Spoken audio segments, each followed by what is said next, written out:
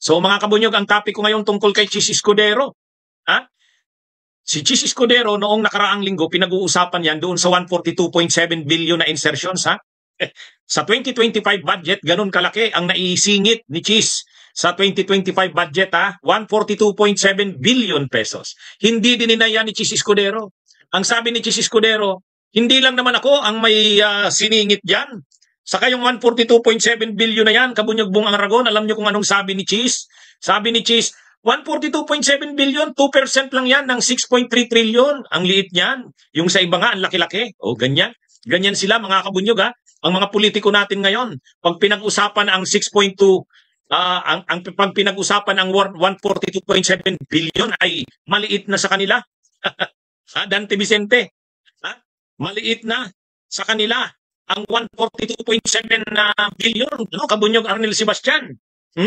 At ngayon, may bago na namang, nalantad na naman si Escudero. Alam nyo kung tungkol saan? Tungkol sa ibinunyag ni PBBM sa publiko kahapon. Hindi niya naman pinangalanan si Chis Escudero, pero, pagkukunik-kunikin natin, o ano bang issue dito kay Chis? Bakit natin nasabing na-expose na naman? Ito mga kabunyog. Kahapon, di ba, nag-press con si PBBM. Ngayon ganito. Ganito ang sistema. May pinangalanan si PBBM na 15 o 15 na top favored DPWH contractors. So yan top 15. Sa top 15 na yan, bakit sila favored? 545 billion pesos ang kabuoang flood control projects ng DPWH mula 2022 July to May 2025. Ngayon, dyan sa 545 billion pesos na yan, mga kabunyog, ang 100 billion dyan o 20% na ng kabuoang budget nakuha nitong 15 lang na to. Ganun sila kapinapaboran, ganun sila kapaborito sa DPWH. Ganun sila, mga kabunyog. Ngayon, paano naugnay dyan si Chis Escudero? Tingnan nyo sa 15 na yan, 1, 2, 3, 4, 5, 6, 7. Yan. Yang pang-7, tingnan nyo yung pang-7. Ang pang-7, second column sa pinakakanan. Ito Yang pang-7 na yan, mga kabunyog, Lawrence Lubiano. Ang pangalan ay Lawrence Lubiano. Yang nasa pinakababa, Yang nasa pinakababa. Centerways Construction and Development Incorporated, Lawrence R. Lubiano. Ngayon, anong special dyan sa Centerways Construction and Development Incorporated? Pang-4 sa top 15. Alam nyo kung anong special dyan? Yan ay nag-donate sa campaign fund ni Chis Escudero noong 2022 elections nang tumakbo siya ng 30 million. 30 million. Malamang, mas malaki pa nga sa 30 million, kaya lang, yun lang ang dineclare. Sa sinabmit ni Chis Escudero na SOSE, Statement of Campaign Contributions and Expenditures noong 2022, itong si Lubiano na may-ari ng Centerways Construction and Development Incorporated, yang sa pinakababa, sa kanan, nag-donate sa campaign fund ni Escudero ng 30 million. Yan. Kita nyo na? Kita nyo na? Kaya, balita ngayon, sa Rappler, may sinulat ang Rappler na article na ganyan ang laman, mga kabunyog, mga kababayan. Paano na yan, Chis? Paano na yan, Chis Escudero? Ang sobra kang nagmamalinis, kaya pala ayaw mo ng pananagutan. Ayaw mo ng accountability of public officials, ha? Sabi ni Bong Aragon, paldo talaga si Chis. Good morning kayo dyan sa Toronto, James Torres. Ayan, Ayan sa Rappler, article ng Rappler. Anong title ng article ng Rappler? Mga kabunyog, mga kababayan. Chis Escudero's top campaign donor bags 5.16 billion pesos in flood control projects. Wow!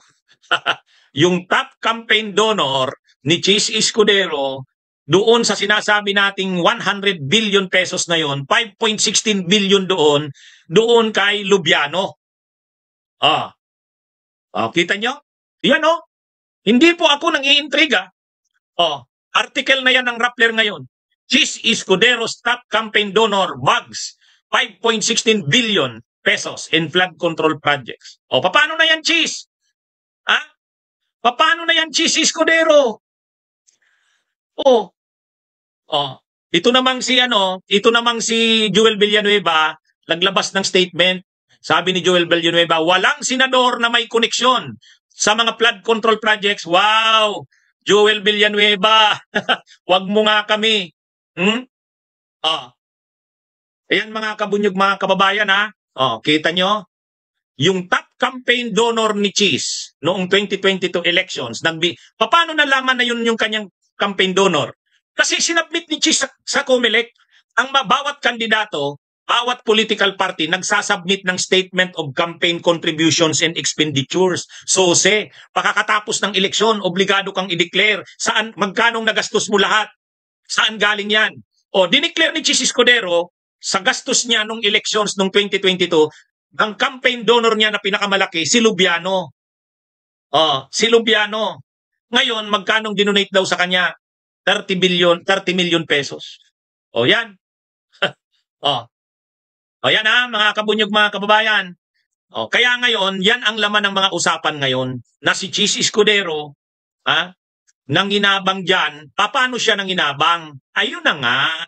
Inanunsyo na ni PBBM na may top 15 na mga contractors. Yan na Yan yung top 15. Sa top 15 na yan, ang pangpito dyan, yung pinangalanan ko kanina, ito na ngang nasa baba. Yan ulitin ko sa mga na-late sa discussion ko. Yung nasa baba na yan, yung Centerways Construction and Development Incorporated, ay nag-donate kay Cheese Escudero si Lubiano, yung Lawrence Lubiano, ng 30 million. Ito pa, basahin natin Ito pa. Base sa ulat ng Rappler nitong Lunes, Agosto 11, nag-donate si Centerways Construction and Development President Lawrence R. Lubiano Incorporated ng 30 million para di umano sa campaign funds ni Senate President Francis Cheese Escudero nang siya'y tumakbo sa pagkasenador noong May 2022 elections. Ito po'y galing sa People's Tonight Radio article. Ito ay base sa official statement of contributions and expenditures na sinumite ni Escudero matapos siyang mahalal. At ang 30 million pesos ay bumubuo ng 20% ng 146.5 million pesos as contributions na natanggap ni Escudero para sa kanyang campaign funds. It is raining flood control project contracts for Senate President Cheese Escudero's biggest campaign backer. Ayon sa ulat ng Rappler, tungkol sa nakuha ng Centerways na mga kontrata mula 2021 hanggang 2024 na nagkakahalaga ng 5.16 billion pesos. Ayan, nakasaad din sa ulat. Ayan, noong 2021 bago ang administrasyon ni Pangulong Ferdinand Marcos Jr., ang naturang construction firm na nakabase sa Sorsogon. Nakabase pala sa Sorsogon, probinsya ni Cheese, ay mayroon lamang 5 flood control projects, subalit noong 2022, biglang lumubo ito sa 44 na kontrata. Nakasaad din sa ulat na 96% ng mga proyekto ng Centerways Construction simula 2021 hanggang 2024 ay ibinuhos sa Bicol Region, ang rehiyon ni Cheese Escudero. Mula 54 proyekto sa Sorsogon, 36 ay ibinuhos sa unang distrito na kilalang belwarte ng pamilya Escudero mula 1987. Kabilang ang kanyang ama na si dating Department of Agriculture Secretary Salvador Escudero, ina na si Ibelina at kanyang kapatid na si Maria Bernadette na nagsalitan sa pwesto ng pagkakongresista sa kanilang lalawigan. Sabi pa ng Rappler, yun, yung distrito pala ni Cheese ng kapatid niya kasi ang kongresuman doon ngayon, yung kapatid niyang si Det Escudero. Kaya pala ang proyekto na yan, sa Sorsogon, 54 na projects na flood control, 36 doon sa distrito ng kapatid niya. Yan mga kabunyog, mga kababayan, ang malinaw ngayon. Kaya laman ngayon ng mga balita, Cheese Escudero's top campaign donor bags 5.16 billion in flood control projects. So, paano na yan? Kaya pala ayaw ni Cheese ng pananagot. Kaya pala ayaw ni Cheese ng pananagot na. Kaya ang hirap sa inyo ayaw niyo ng accountability. Kaya pala busog na busog kayo lahat Busog na busog kayong lahat. Yan ang problema sa inyo. Pinipigilan nyo ang pagpapanagot sa mga tiwaling opisyal ng gobyerno kasi kayo pala marami ring ganyan. Wag niyo nang linuloko ang taong bayan. Dadaanin niyo pa sa magtatago pa kayo sa mga Supreme Court ruling.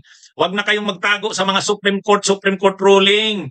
Aminin niyo na. Ayaw niyo na pinapanagot kayo.